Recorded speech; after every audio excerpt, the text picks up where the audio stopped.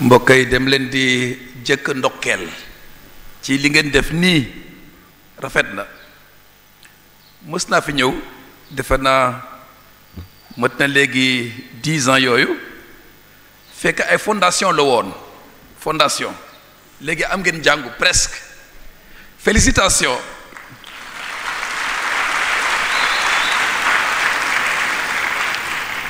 yokk leen góorgóorlu te dimal dina ñëw bu soobee yàlla.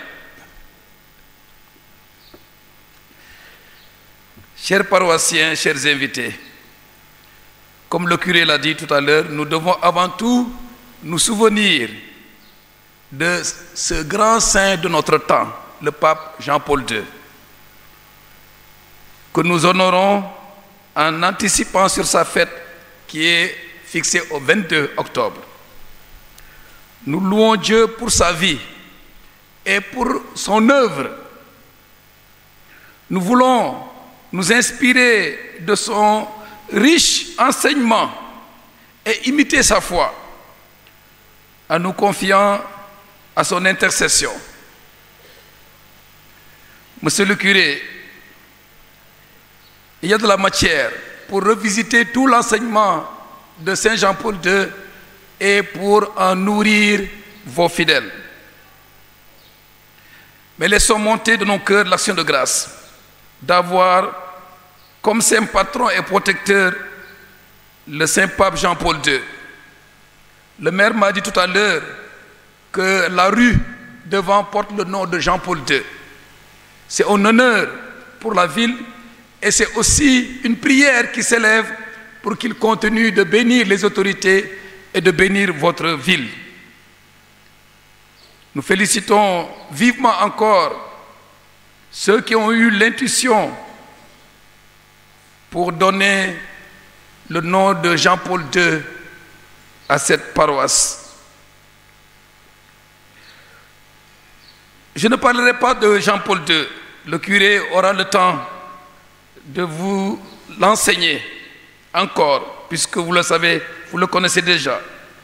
Je désire seulement vous adresser 2 paroles en ce jour, en lien successivement avec la parole de Dieu de ce 29e dimanche et ensuite à l'occasion de la célébration de la 99e journée de la mission universelle de l'Église qui marque l'ouverture de notre année pastorale. L'Évangile. Le passage de l'Évangile est appelé la parabole de la veuve importune et du juge inique, mauvais juge, de cette veuve qui dérange et du juge qui n'a aucun soin de la justice. Ce récit que Jésus raconte éclaire l'épisode raconté dans la première lecture, tiré du livre de l'Exode, qui relate le combat des Israélites contre leurs ennemis, un peuple appelé les Amalécites, et sous la conduite de Josué. C'est Josué qui menait le combat, tandis que Moïse et 2 de ses collaborateurs, Our et Aaron, étaient sur la montagne. Les bras de Moïse levés au ciel pendant tout le temps du combat. L'enseignement que nous pouvons recueillir porte, comme vous le savez déjà, sur la prière. Elle est essentielle pour notre vie, la vie du croyant. Le croyant doit prier comme il respire. Elle est essentielle pour notre vie chrétienne. Dans les combats que nous menons face aux difficultés quotidiennes et face à toutes les forces contraires à la foi, il faut prier. La prière est symbolisée par les bras tendus de Moïse élevés au ciel, qui restèrent fermes jusqu'au coucher du soleil, ce qui a valu la victoire au peuple de Dieu. Quand on prie, on remporte des victoires. Comme pour dire que la victoire ne tient pas tant à la force des combattants, des soldats qui combattent, qu'à la force de Dieu lui-même, grâce à l'intercession incessante de Moïse. C'est Dieu qui donne la victoire. C'est Dieu qui bâtit la maison. Le soutien apporté au bras de Moïse qui s'enlourdissait signifie, frères et sœurs, la persévérance dans la prière. Persévérance. Prier sans se décourager. Il en est de même pour la veuve. La veuve qui crie chaque matin et qui finit par obtenir gain de cause à force de demander avec insistance qu'on lui fasse justice, sans se décourager, et même jusqu'à importuner, à déranger la quiétude du juge qui se moquait de la justice. L'Évangile lui-même donne le sens de la parabole. Saint Luc déclare, Jésus leur dit une parabole pour montrer qu'il faut prier constamment sans se décourager. C'est le sens de la parabole. Mbokk yi jàngat yi gën a fes ci téere yu solo yi nu jàng tey ci dimanche bi lee mooy lile Yàlla dafa bëgg gëmkat bi faral di ko ñaan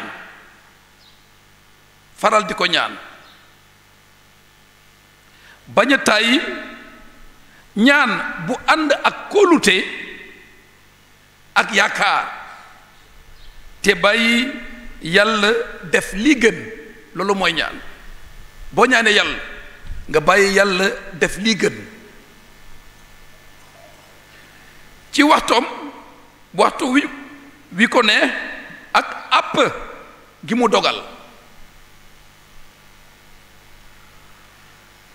li ñu war kay mooy ñaan mel ni Moïse mi tàllal i loxom ba jant soo te Yàlla may mbootaayam mu daan i mbañam yi.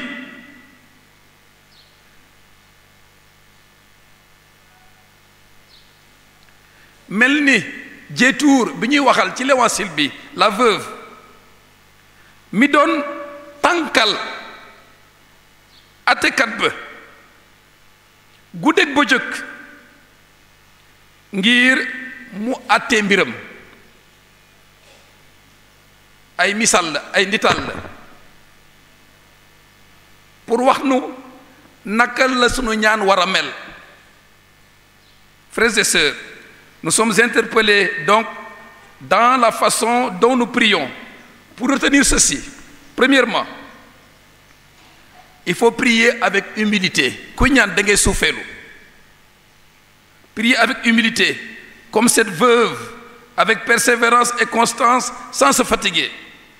Il faut insister, non pas pour forcer la main à Dieu, non, mais pour lui exprimer notre confiance en sa puissance. Deuxièmement, prier sans se décourager, même lorsque Dieu semble demeurer dans le silence. Am na ñuy ne man daal du ma ñaanati du ma demati mees ñaan naa ba sonn déet. Même si Dieu semble demeurer dans le silence, son heure et son temps ne sont pas les nôtres. Mais une chose est sûre, Dieu, dit Jésus, fera justice sans attendre. Il ne tardera pas. Xanaa rek ñun ñoo yàkkamti. Troisièmement, encore une chose à noter, Jésus parle d'un juge inique, c'est-à-dire sans justice, sans éthique, qui se moque de la justice. Frères et sœurs, ça ne date pas d'aujourd'hui, de tels juges. Mais c'est lui, c'est un tel juge qui est là pour juger la cause de la veuve. Évidemment, Jésus dénonce une telle justice. dévoyée, qui n'est plus ce qu'elle doit être, qui ne respecte ni Dieu ni les hommes. Redoutable responsabilité que celle d'être juge. Prions, frères et sœurs, pour nos juges. Nañu ragal Yàlla, ragal nit ñi. Toutefois, face à cette situation, la veuve ne baisse pas les bras. Elle ne se résigne pas. Elle ne se contente pas de subir l'injustice. Au contraire, elle réclame justice. Elle défend ses droits. Elle n'abandonne pas le combat. Même si ndeysaan, elle n'a pas de force devant ce juge. Ce qui est sûr, elle s'en remet totalement en dernier lieu à Dieu. Et c'est la suite de l'évangile qui nous en donne l'éclairage. Car Dieu est le seul juge, le juge véritable. Il y a ici un message important à saisir. Et voici comment je le comprends. Personne ne doit baisser les bras ou démissionner face à l'injustice. Paul l'a dit à Timothée. La parole de Dieu, tu dois dénoncer l'injustice. Personne ne doit baisser les bras ou démissionner face à l'injustice. Cependant, Dieu demeure le seul et véritable juge qui saura, en définitive, nous rendre justice au-delà de la justice des hommes. Et c'est pourquoi, frères et sœurs, le dernier verset, le verset final de l'Évangile, a tout son poids, où Jésus nous donne l'assurance de l'intervention de Dieu qui écoute la prière de ceux et de celles qui crient vers lui. Encore faut-il prier constamment, mais qui cependant exige une foi et une fidélité à toute épreuve. Kuy ñaan da ngay takku ci Yàlla, takk ci sa ngëm. Jésus dit, quand le Fils de l'homme viendra, trouvera-t-il encore la foi sur la terre? Mbokk yi, nanu ñaanal ñi yore warugaru attekat yi ngir ñu dogal yoon ak njub ba néew doole yi gis ci seen bopp ñoom itam. waaye téere bi nee na Yàlla rekk mooy attekat bi dëgg. moo tax Krista bi teg ci lu am solo moo di ñu takku ci ngëm gi. balaa lépp nag nga xam sa ngëm te nga dundal sa ngëm. Restez fidèles dans la foi qui se nourrit de la prière. C'est l'appel final de Jésus dans l'Évangile. C'est l'appel de Saint Paul à Timothée qui s'adresse à nous aujourd'hui dans la deuxième lecture. Je cite: demeure ferme dans ce que tu as appris. C'est ça que Saint Paul a dit à Timothée. Demeure ferme dans ce que tu as appris. C'est bien cela aussi la foi, frères et sœurs. Elle a un aspect qui ressortit à l'apprentissage. Ngëm dañ koy jàng itam. Apprentissage qui incombe à chacun. Elle comporte aussi la foi un aspect qui dépend de l'éducation, de la transmission, qui est le rôle des parents, de l'appropriation, de l'assimilation, en plus de la prière qui la nourrit. Pour ce faire, le moyen, dit Saint Paul, en est la parole de Dieu. Baatu Yàlla mooy dundal ngëm ak prière. Baatu Yàlla. L'écriture inspirée par Dieu et qui est la source principale de la foi, avec la tradition ou l'enseignement de l'Église. Frères et sœurs, nous ne pouvons pas grandir dans la fidélité sans connaître la parole de Dieu. et prier cette parole dans la méditation pour qu'elle éclaire notre quotidien, parce qu'elle est la lampe de nos pas. Bible, nga yore Bible dafa am solo, nga jàng ko moo gën a am solo. Bu leen ma nee Bible dafa cher, mën ngeen ko télécharger internet.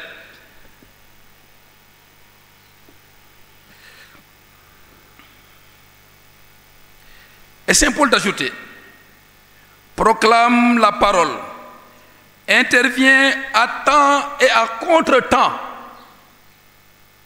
Frères et sœurs, cette injonction de Saint Paul nous rejoint en ce jour où nous célébrons la 99e journée de la mission universelle de l'Église. Une mission qui consiste à faire connaître la parole de Dieu, à la proclamer à temps et à contre-temps, en insistant, comme dit le message, le thème de cette année, sur l'espérance. Le thème de cette année, c'est « Tous missionnaires de l'espérance ». Dans son message, à l'occasion de cette journée, le pape François, qui a écrit ce message, de vénérée mémoire, le 25 janvier dernier, invitait tous les chrétiens à être porteurs d'espérance. Je le cite. La journée mondiale des missions rappelle à chaque chrétien et à l'Église, communauté des baptisés, la vocation fondamentale à la suite du Christ d'être des messagers et des bâtisseurs d'espérance. Fin de citation. Il s'agit de faire briller l'espérance dans les situations les plus difficiles de notre monde. Maintenant, en commençant par notre entourage immédiat, en partageant la vie concrète de ceux et de celles qui n'en peuvent plus, qui souffrent, avec lesquels nous vivons, partager leurs joies et leurs espoirs, leurs peines et leurs angoisses, leurs difficultés et leurs épreuves. Bref, le pape nous appelle à être solidaires de tous ceux et de celles qui souffrent dans la vie quotidienne, pour leur apporter un brin d'espérance, une lueur d'espérance, parce que Jésus nous en a donné l'exemple et la mission. La mission que nous fêtons aujourd'hui, frères et sœurs, concerne tous les baptisés. Je les remercie d'ailleurs, chers confrères venus de loin, et les sœurs, les consacrés venus de loin pour participer à cette journée. La mission, c'est tout le monde, tous les baptisés. Elle se résume, c'est un rappel que nous connaissons déjà, elle se résume dans cette triple dimension du baptême qui confère à chacun la tâche sacerdotale de sanctifier sa vie et le monde, la tâche prophétique d'annoncer et de porter la parole, la tâche royale de travailler pour le règne de Dieu, en particulier semer l'amour, la justice et la paix. Tout le monde. Mais la mission concerne aussi la communauté. La communauté qui doit être témoin de l'espérance en son sein. Quand il y a une fille à Guédiawaye, il faut que nous donnions des yakar. Par votre témoignage de communion, on disait des premiers chrétiens, voyez combien ils s'aiment. Votre témoignage de communion, d'unité, de fraternité et de participation à la mission commune. Chacun doit participer. Vous l'avez dit, oé, nous théo. Lolo moy paroisse. Chacun doit participer. Les entités doivent participer. C'est cela, il l'a dit tout à l'heure le curé, la synodalité, qui est un point important de notre plan pastoral, qui est disponible dès aujourd'hui. Tere plan bi génn na kon bu ma kenn wax ne lan la ñu war a def na ngeen ko jënd ngeen jàng ko ngeen appliquer ko. La participation est une des conditions de la réalisation progressive de notre autonomie. Lolo amna solo yéenay tabax seen jàngo kii bi nee na ñun ñooy débrouiller encore loolu am na solo te seen ndam la ñoo tabax sunu église fierté-le. Ceci nous permet, la participation nous permet de remplir nos responsabilités dans la mission et de participer, de contribuer à la mission universelle de l'Église, comme le rappelle ce dimanche.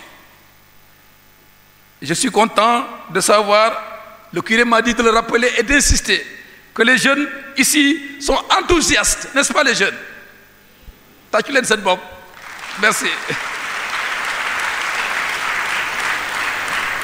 Ce qu'on voit parce que moi que les jeunes sont enthousiastes et font montre de générosité pour apporter leur participation, comme ils l'ont démontré à l'occasion de cette fête paroissiale.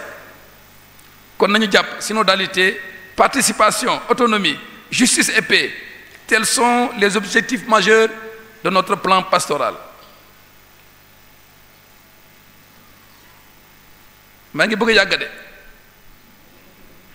Voilà, kon ni ma ko waxee tey la fas yéene jébale kayitu plan bi, le document du plan bi war a doxal sunu liggéey ak sunu taxawaay ci diocèse bi dooree ko ci sunu paroisse di ci oo ñépp ñu mànkoo lëkkaloo àndandoo dugal seen loxo ci liggéey bi fexe am na solo fexe ba ngeen gën a yoree seen bopp mënal seen bopp yu bare te wéy di jëmloo kanam lépp liy saxal jàmm ak njub ci dëkk bi le ci Géejawaay ak ci sunu réew loolu laa oote ci plan pastoral bi. Chers paroissiens, la communauté paroissiale doit se bâtir dans l'unité malgré les différences, sont des richesses.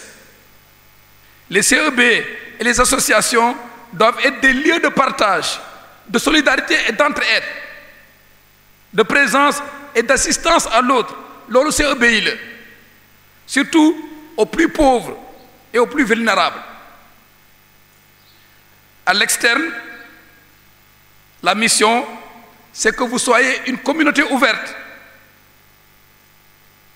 qui travaille avec les autorités pour promouvoir la fraternité et qui se met au service de la cité dans la promotion du bien commun qui commence par la paix. Lolu moy sen taxaway ci dëkk bi le liggéey ak autorité yi ndax jàmm sax ndax dëkk bi jëm kanam. Frères et sœurs, demay daanal wax ji, en cette journée mondiale de la mission, l'Église nous rappelle que la mission n'a pas de fin. Bobo betey, c'est la mission de l'Église de tous les temps, confiée par Jésus. L'Église est missionnaire. Elle est dépositaire d'un message à annoncer et d'une responsabilité à assumer dans le monde. Chrétienne, warul bank loxom, dafa war sobu ci mbirum société bi. Notre responsabilité en ce monde, c'est la mission de Jésus et c'est pourquoi notre premier devoir aujourd'hui, c'est de prier pour la mission. Ci dimanche bi li ñu war jëk moy ñu ñaan, prier pour la mission parce que c'est une œuvre divine. Rappelons-nous Moïse qui priait sur la montagne. Priez pour soutenir ceux qui sont sur le terrain de la mission. Priez pour les ouvriers apostoliques. Priez pour les prêtres, les religieux, les religieuses, que je remercie pour leur engagement missionnaire, pour leur générosité et leur sacrifice. Que le Seigneur renouvelle en tous l'amour du service et le zèle pour la mission. Amen.